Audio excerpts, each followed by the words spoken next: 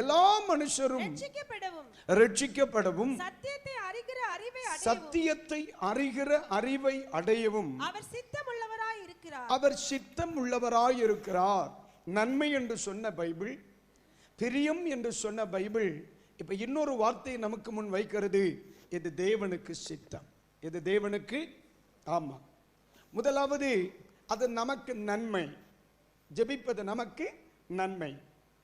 ரெண்டு, அது அவர் விரும்புகிற ஒன்று, அது பிரியம், அது பிரியம். இப்ப சொல்லுகிறார் இது அவருக்கு சித்தம். இது மாற்றக்கூடியதல்ல, இது சித்தம். தேவனுடைய சித்தம் என்ன? பைபிளை நம்ம வாசிக்கும் பொழுது தாராளமா படிக்கலாம், ஆண்டவருடைய சித்தம் என்ன அப்படி.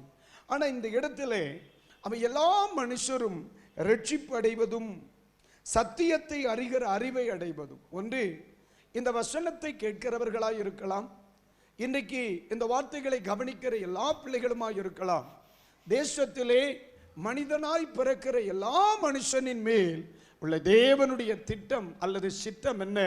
எல்லாரும் ரட்சிக்கப்படணும். அவர்கள் தேவனுடைய சத்தியத்தை அறிகிற அறிவினால் என்ன செய்யணும்?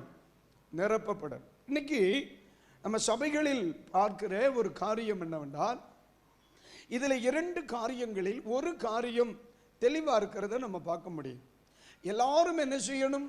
ரட்சிக்கப்படணும். எல்லாரும் ரட்சிக்கப்படணும். இந்த பகுதியில் மிஷனரி ஸ்தாபனங்கள் ரொம்ப கவனமா இருக்கு. சபைகள் எல்லாரும் ரட்சிக்கப்படணும் என்பதில் ரொம்ப கவனமா இருக்கிறார். போதகர்கள் எல்லாரும் ரட்சிக்கப்படணும் என்பதில் ரொம்ப கவனமா இருக்கிறார்.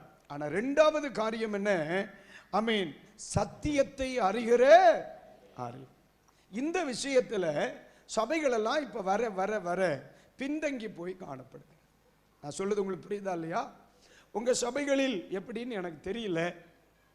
இன்னைக்கு கிறிஸ்தவ சமுதாயத்தை பொறுத்த மட்டில் பொதுவாகவே மனுக்குலத்தை எடுத்துக்கொள்வோமானால் எல்லாருமே சோ பிஸி, எல்லாருமே பிஸியா இருக்கிறாங்க.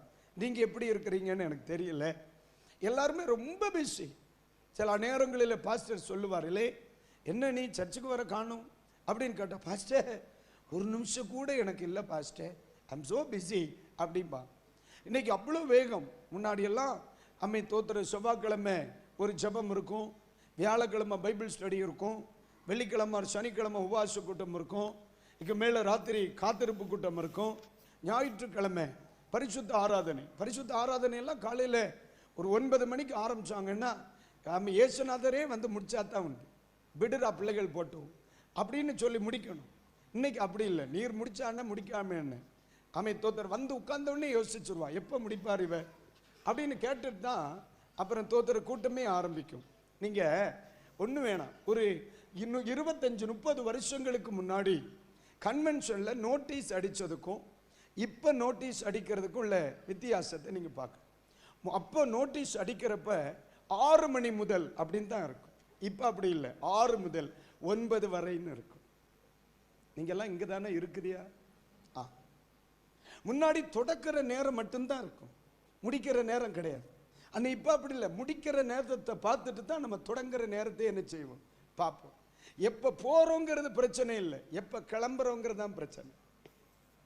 நான் சொல்லுது புரியுது அவங்களுக்கு? அப்போ ஏன் இன்றைய சமுதாயம் ரட்சிப்பு என்கிற நிலைக்கு வந்துடுது? இயேசுவை ஏற்றுக்கொள்கிறார்கள், ரட்சிக்கப்படுகிறார்கள், திருச்சபை என்று சொல்கிற மேன்மையான ஒரு அனுபவத்துக்குள்ள வருகிறார்கள். ஆனால் இரண்டாம் நிலை என்று சொல்லுகிற சத்தியத்தை அறிகிற அறிவு சபைகளில் வர வர வர குறைந்து கொண்டே இருக்கு.